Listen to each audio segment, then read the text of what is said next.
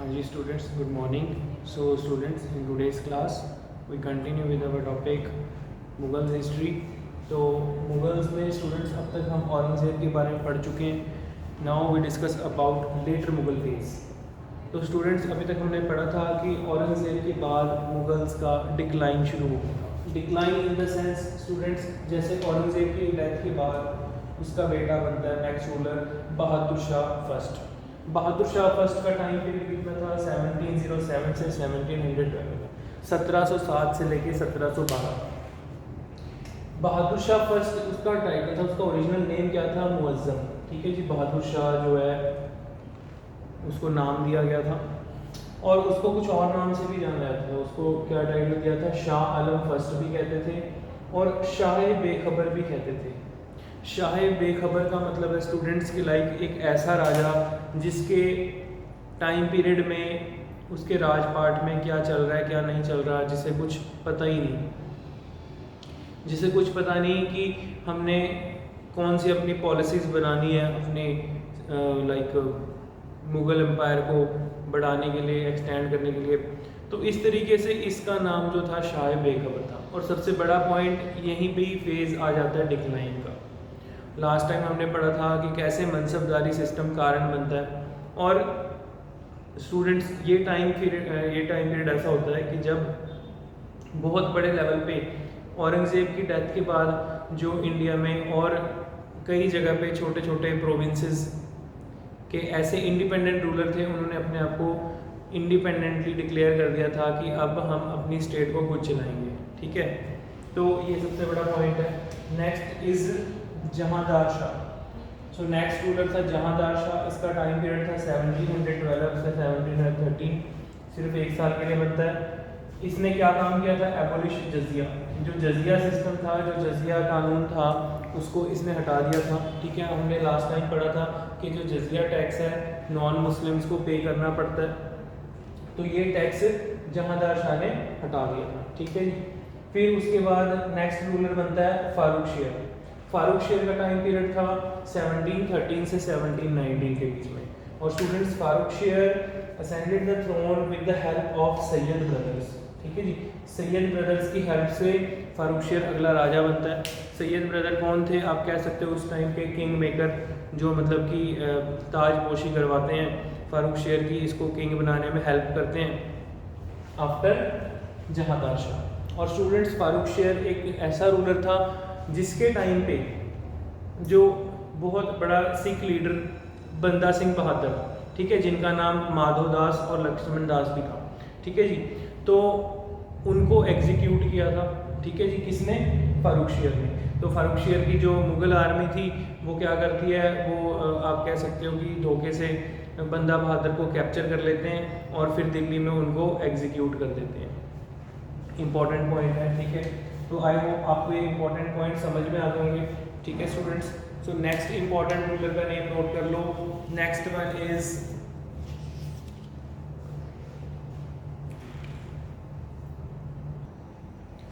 हाँ जी स्टूडेंट्स, आगे देखें. नेक्स्ट रूलर था जी मोहम्मद शाह. मोहम्मद शाह का टाइम पीरियड कितना था? 1719 से 1748 के बीच में.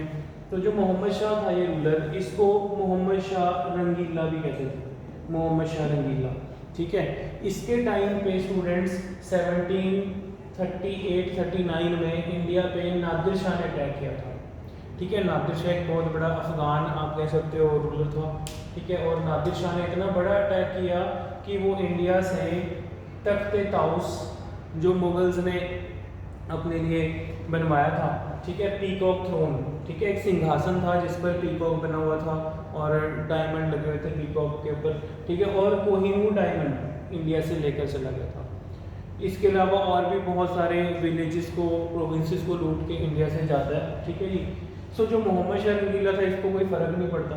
ठीक है. Fond of luxurious life, luxury style से अपनी ज़िंदगी जीता है और इसीलिए इसको क्या नाम दिया गया था? रंगीला भी बोलते थे. ठीक है. आई होप आपको समझ में आ गया होगा. बेसिक पॉइंट है. Next is Ahmad Shah. तो स्टूडेंट 1748 से 54 के बीच में अहमद शाह अब्दाली जो था नादिर नादिर शाह का जनरल, ठीक है जी। अहमद शाह अब्दाली जो था नादिर शाह का आप कह सकते हो सेनापति जनरल था, ठीक है जी। तो इंडिया में ये उस समय के लिए अहमद शाह अब्दाली जो है रुकता है, लूटता है, कहते हैं जी जब भी आते थे अफ़गान इंडिया को लूट के जाते थे अहमद शाह अब्दाली के टाइम पे, तो इतना ज़्यादा इसने दिल्ली हो गया, एंटायर मुग़ल एम्पायर हो गया, सब कुछ लूट के चला गया था। पंजाब हो गया, पंजाब रीजन से हमेशा हर एक प्रोविंसेस विलेजेस को लूट कर जाते होते थे, ठीक है। Next is Alamgir two. Alamgir two का टाइम क्या था स्टूडेंट्स, 1754 से 1759। इसके टाइम पे दिल्ली के ऊपर आप कह सकते हो कि मराठास ने हमला किया था और मराठास ने दिल्ली को लूट लिया था, ठीक है। तो देखा जाए एक किस्म से हमें ये समझ में आ रहा है कि मुगल्स की आर्मी प्लस मुगल्स की पावर, मुगल्स का एडमिनिस्ट्रेशन बहुत ज़्यादा वीक हो चुका था। जो भी आता था लूट कर चला जाता था, ठीक है। जो भी आता था दिल्ली के ऊपर रेड करता था, दिल्ली को आप कह सकते हो लूट कर चला गया। और जितना भी मुगल्स के पास कोहिनूर डायमंड वगैरह, पीकॉक थ्रोन था, ये नादिर शाह लेके चला गया। और मराठा आते थे, मराठा लूट कर चले जाते थे। तो इससे ये हमें समझ में आ रहा है कि मुगल्स की जो पावर थी वो बिल्कुल डिक्लाइन हो चुकी थी। अब यहाँ पर पावर में मराठा आ चुके थे। मराठास के पास इतनी पावर आ चुकी थी कि उन्होंने दिल्ली तक सारा अपना रीजन जो है कवर कर लिया था। ना सिर्फ महाराष्ट्र ही नहीं, महाराष्ट्र के अलावा आप कह सकते हो एमपी जो सेंट्रल इंडिया है, मध्य प्रदेश और अप टू दिल्ली तक सारा मराठास का रूल था। मराठास के रूल के टाइम पे थर्ड बैटल ऑफ पानीपत हुई थी students, very very important point, ठीक है जी। Third battle of Panipat fought between, third battle of Panipat fought between Marathas and Afghan forces, Ahmad Shah Abdali, ठीक है। तो कहते हैं कि इस वॉर में मराठा हार गए थे, ठीक है। तो अहमद शाह अब्दाली जो है इस वॉर को जीत जाता है। कई सारे कारण थे। जो मराठा थे वो सोचते थे कि हम ज़्यादा पावरफुल हैं, लेकिन अफ़गान्स के पास बहुत अच्छी क्वालिटी के हॉर्सेस थे, ठीक है। बहुत अच्छी क्वालिटी के आप कह सकते हो उनके पास फाइटर इक्विपमेंट्स थे, ठीक है। और मराठा जो थे उन्होंने किसी की भी हेल्प नहीं मांगी, ना ही उन्होंने राजपूत से हेल्प ली, ना ही उन्होंने पंजाब में सिख्स से हेल्प ली। तो इस तरीके से मराठास को आप कह सकते हो कि अपनी सुप्रीमेसी के ऊपर बहुत ज़्यादा ओवर कॉन्फिडेंस हो गया था, जिसके कारण कि वो इस थर्ड बैटल ऑफ पानीपत को हार गए थे, ठीक है जी। तो स्टूडेंट्स आपको पता होना चाहिए, हम पढ़ चुके हैं first battle was fought between Babur and Ibrahim Lodi. Second battle जो हुई थी वो हुई थी अकबर एंड राजा हेमचंद हेमू के बीच में हुई थी, ठीक है जी। And third battle was fought between Marathas and Ahmad Shah Abdali, understand, ठीक है। सो ये बेसिक पॉइंट है students, note down these points, take your time. हाँ जी students, come to the next point. So next is Shah Alam two. Shah Alam two का टाइम पीरियड देख लो students, 1759 से 1806 तक। तो जो शाह आलम टू था बेसिकली स्टूडेंट्स आप ये कह सकते हो, इसने ब्रिटिशर्स के साथ एक वॉर लड़ी थी, बैटल ऑफ बक्सर। बक्सर की लड़ाई हुई थी between Shah Alam two and with the allied forces, some other forces of Awadh and Bengal. But Shah Alam two इस बैटल में हार जाता है, ठीक है। और उसको अंग्रेजों के साथ एक ट्रीटी साइन करनी पड़ती है, treaty of Allahabad. Treaty means आप कह सकते हो आपस में समझौता साइन करना पड़ा था इसको, ठीक है, इन 1765।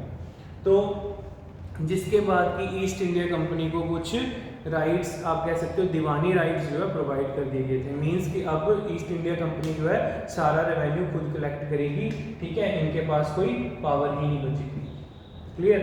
Next important point is in 1761 Abdali gave disasters defeat in third battle of Panipat. Students Ahmad Shah Abdali ने 1761 में इंडिया पे इतना बड़ा हमला किया जिसमें कि बिटवीन मराठा एंड अहमद शाह अब्दाली इतनी बड़ी वॉर हुई।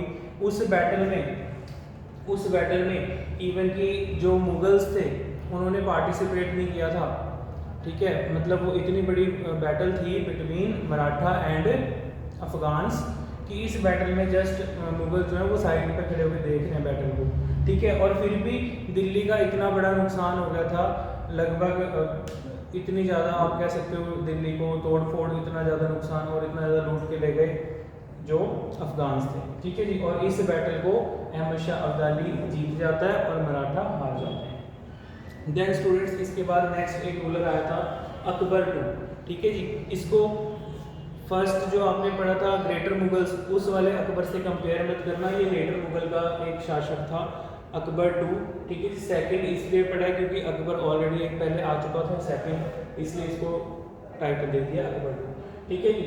1806 से 1837 के बीच में इसका टाइम पीरियड था। और जैसे कि इसने तो अंग्रेजों के साथ ट्रीटी करी ली थी, ट्रीटी ऑफ इलाहाबाद, अभी आप पढ़ चुके हो, ठीक है। तो अकबर टू जो था ये was a pensioner of east India company, तो ईस्ट इंडिया कंपनी ने इसकी पेंशन लगा दी थी, कहते जी सारे राइट्स हमको दो, जस्ट हम आपको एनुअल पेंशन पे करते रहेंगे, ठीक है। आपका कोई काम नहीं है, कोई रोल नहीं है रेवेन्यू कलेक्ट करने में। बाद में उस पेंशन को भी इंग्लैंड ने बंद कर दिया था, ठीक है। सो इसकी पेंशन बंद हो जाती है और फिर बाद में जो राजा राम मोहन रॉय थे जिन्होंने सती प्रथा को बैन करने के लिए मूवमेंट चलाई थी, ठीक है, वो इंग्लैंड जाके फिर से इसकी पेंशन शुरू करवा के आते हैं, ठीक है। तो ये हालत हो गए थे मुगल्स के लास्ट में। Last ruler was Bahadur Shah second, Bahadur Shah Zafar भी कहते हैं इसको, ठीक है। और बहादुर शाह सेकंड इसलिए क्योंकि लेटर मुगल का पहला जो रूलर था वो भी बहादुर शाह था, ठीक है। लास्ट था ये भी बहादुर शाह, इसको बहादुर शाह सेकंड बोलते हैं। स्टूडेंट्स इसका टाइम पीरियड क्या था 1837 से 1857। 1857 में रिवोल्ट ऑफ 1857 आप सबको पता होना चाहिए, ठीक है जी, जो फर्स्ट वॉर ऑफ इंडिपेंडेंस के नाम से जाना जाता है, ठीक है। तो उस रिवोल्ट के बाद इसको अंग्रेजों ने अरेस्ट कर लिया था। He was the last Mughal emperor, ठीक है जी, बहादुर शाह सेकंड। सो जब बेसिकली रिवोल्ट होता है तो उस रिवोल्ट में सबसे पहले जो ब्रिटिश आर्मी में इंडियन सोल्जर होते हैं, इंडियन सिपाही थे, उन्होंने अंग्रेज़ों के खिलाफ बगावत कर दी और उस बगावत में वो लोग मेरठ से दिल्ली की तरफ गए कि दिल्ली में हमारा बादशाह, मुग़ल बादशाह बैठा हुआ है बहादुर शाह जफ़र, वो हमारी हेल्प करेगा, हमें सुनेगा, ठीक है जी। तो 1857 के रिवोल्ट को स्टूडेंट्स हम आगे डिटेल में पढ़ेंगे, डोंट वरी। तो होता क्या है कि जब अंग्रेज़ों को पता चलता है कि सारी की सारी जो सोल्जर्स हैं, लाइक जो भी इंडियन सोल्जर्स हैं, जो उनकी बटालियंस थी वो मूव करके दिल्ली जा रही थी, तो दिल्ली पहुंचने से पहले ही, उन सोल्जर्स के पहुंचने से पहले ही दिल्ली में बहादुर शाह जफ़र को अरेस्ट करके अंग्रेज़ इसे रंगून भेज देते हैं, ठीक है जी। तो रंगून जो थी, ठीक है, इस नेम ऑफ प्लेस, ठीक है, म्यांमार, ओल्ड नेम म्यांमार का, ठीक है, वहाँ पर अंग्रेज़ों ने अपनी सेल बना रखी थी, जेल बना रखी थी, ठीक है। तो चारों तरफ काले पानी की सज़ा भी होती थी, ठीक है, वो अलग पॉइंट है। तो लास्ट में इसकी डेथ जो है जेल में ही हुई थी, ठीक है जी। तो मतलब कि अंग्रेज सोचते थे कि जो 1857 का रिवोल्ट है ये करवा रहे हैं, क्योंकि सारी जो ब्रिटिश फोर्सेस के जो आर्मी में जो सोल्जर्स थे वो सब इसके पास जा रहे हैं हेल्प के लिए, because due to communication gap, ठीक है। तो उनको ऐसा लगा कि हो सकता है कि बहादुर शाह जफ़र ही ये 1857 का रिवोल्ट करवा रहा है, ठीक है, लेकिन इसे कुछ पता भी नहीं था। और लास्ट में इसकी डेथ कैसे होती है, जेल में, ठीक है। आई होप आपको ये बेसिक पॉइंट समझ में आ गया होगा स्टूडेंट्स। नोट करिए इस पॉइंट्स को, ठीक है। और इसकी मैं PDF आपको प्रोवाइड कर दूंगा, ठीक है, जो भी आपको डाउट रहेगा, ठीक है, तो आप कमेंट करके पूछ सकते हैं। और इस वीडियो को आप बार बार देखिए, ठीक है, very important, take your time.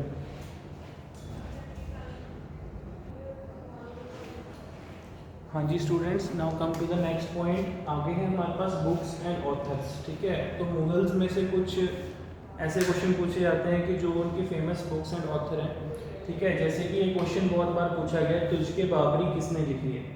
तो तुझके बाबरी इट्स ऑल्सो एक और नाम से भी जाना जाता है बाबरनामा, ठीक है। So it's a autobiography. ये क्या है, एक ऑटोबायोग्राफी है जो किसने लिखी है, बाबर ने खुद लिखी है, अपनी स्वय जीवनी, ठीक है जी।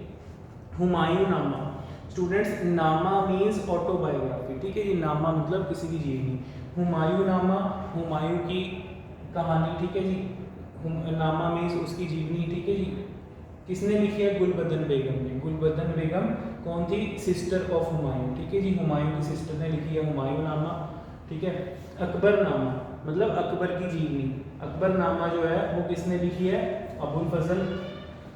आईने अकबरी, ठीक है, ये भी अकबर के ही एडमिनिस्ट्रेशन के ऊपर बुक लिखी गई है।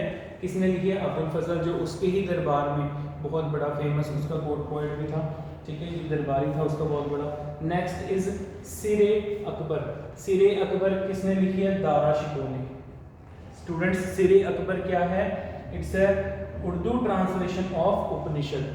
तो उपनिषद को उर्दू में ट्रांसलेट करके जो बुक बनाई थी उसका नाम क्या था? सिरे अकबर, ठीक है। उस बुक को किसने लिखा? दारा शिकोह ने। मैंने आपको पहले भी बताया था कि जो दारा शिकोह था उसको टूवर्ड रिलीजन्स, लाइक थोड़ा रिलीजियस पर्पज से आप कह सकते हो, ज़्यादा मोह था रिलीजन्स के ऊपर, ठीक है, और रिलीजन्स को स्टडी करने का बहुत ज़्यादा लगाव था, ठीक है, तो उसने बुक लिखी सिरे अकबर। नेक्स्ट इज रकात ए आलमगीर। तो रकात ए आलमगीर आपको पता है आलमगीर किसे कहा जाता था? औरंगज़ेब को। तो ये किसने लिखी है? औरंगज़ेब ने, ठीक है।